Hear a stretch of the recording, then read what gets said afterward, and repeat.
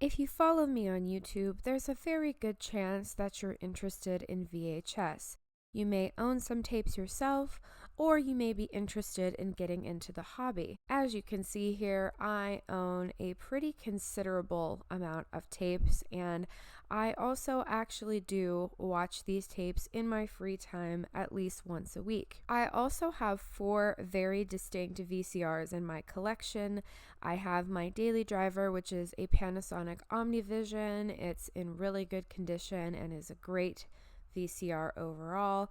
I also have a combo VCR from this Memorex CRT that is one of the most basic bare-bone VCRs you can get. Has a very slow rewind, which we're going to talk about in a second. I also have a Quasar VCR from the 80s that, similar to the Memorex one, has a very, very slow rewind time, but it's a very cool looking VCR, so we give it a pass.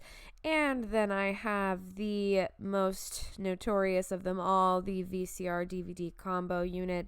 It's a Memorex, and it's manufactured in 2008, but it's falling apart a lot faster than my other VCRs. Also, it's behind bars because we've got rabbits in this room. Just for fun and for science, I am going to quickly rank the rewind time of all 4 of my current VCRs.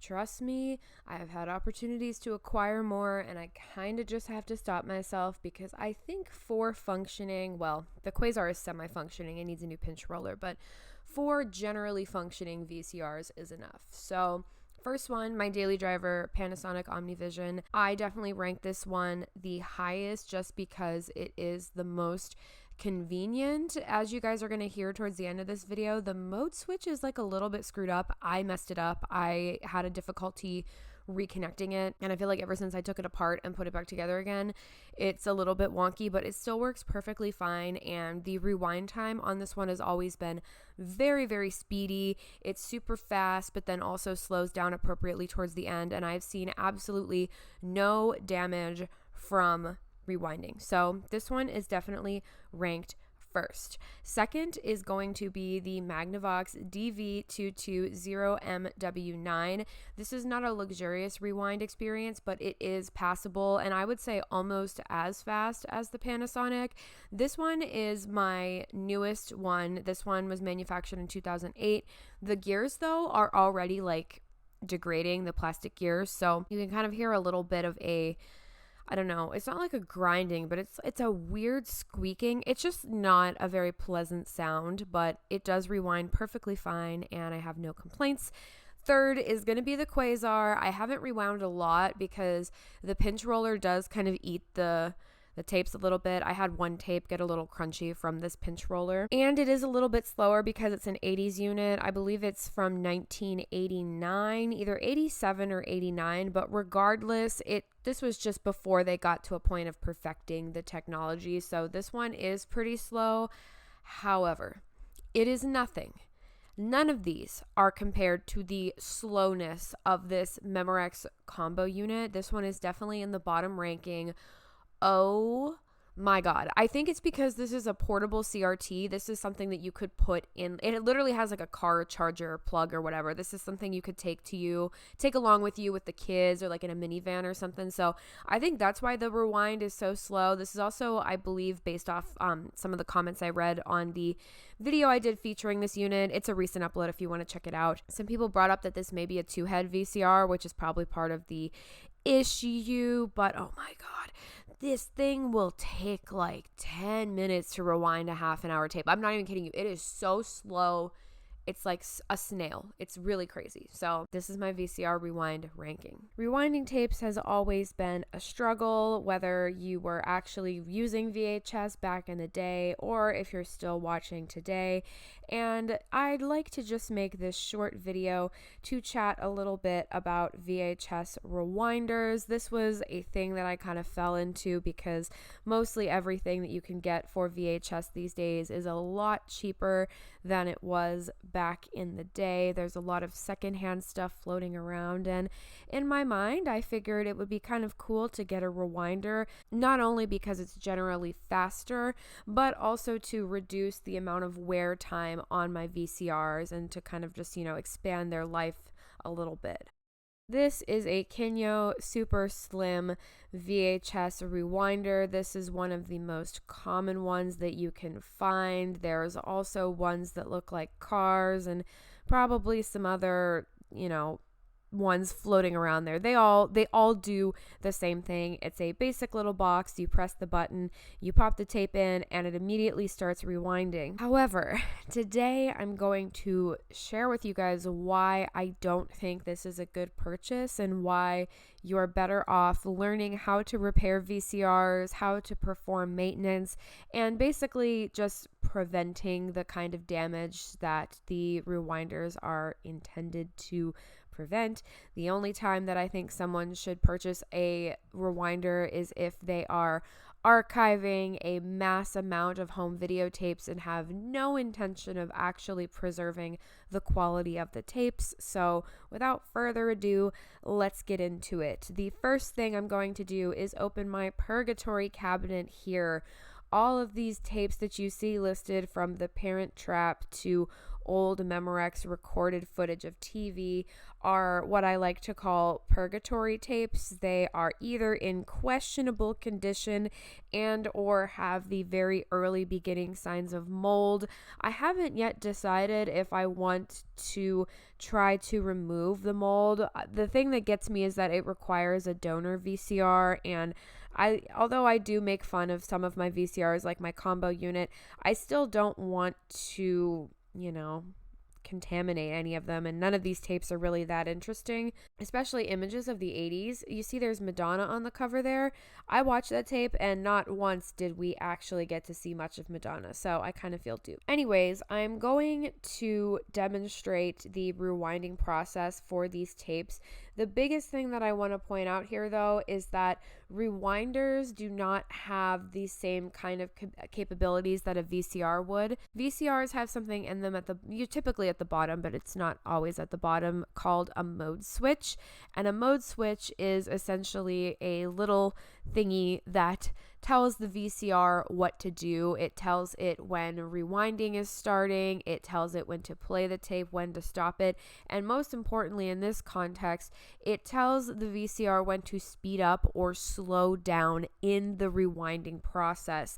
Especially towards the end, you do not want to be going as quickly as you were when you're maybe rewinding it all the way from the end of the tape, because you run the risk of going too fast and snapping the tape. I had the misfortune of realizing that these super slim rewinders do not have this capability when I took my Space Jam tape out after rewinding it and realized that there was a crinkle in it because the rewinder just kind of went all the way to the end, and as it finished rewinding the very end of the tape, it just kind of went like tsh, and the tape almost snapped in half. There's no way to fix this, as far as I know, that isn't super inconvenient and high risk. So basically that part of the tape is going to be unplayable now, and that's a pretty big reason why I don't think that anybody should purchase these. I think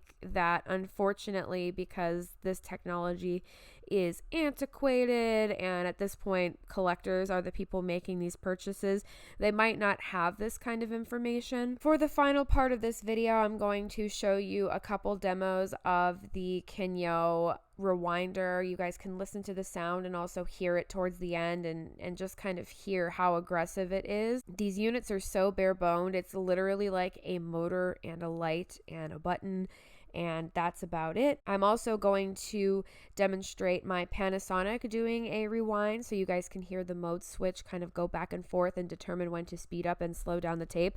I will say I've messed with this mode switch, so it's actually not working at its highest performance, but I didn't want to mess with it anymore, so it kind of goes back and forth a little bit. But overall, I just wanted to make this short video to caution people against purchasing these. I kind of like having one for a novelty, and if I owned a video rental store back in the day, I guess maybe I could use these if you didn't care about the condition of your tapes. But really, people should avoid these. I would love to purchase a tape rewinder that actually has buttons and the ability to speed up and slow down the rate of rewind, because in that scenario, it would be great to reduce the amount of hours and friction on VCRs. But overall, you're better off learning how to replace gears, replace belts, clean heads, and do all of the regular maintenance that will hopefully keep your VCR running for as long as possible.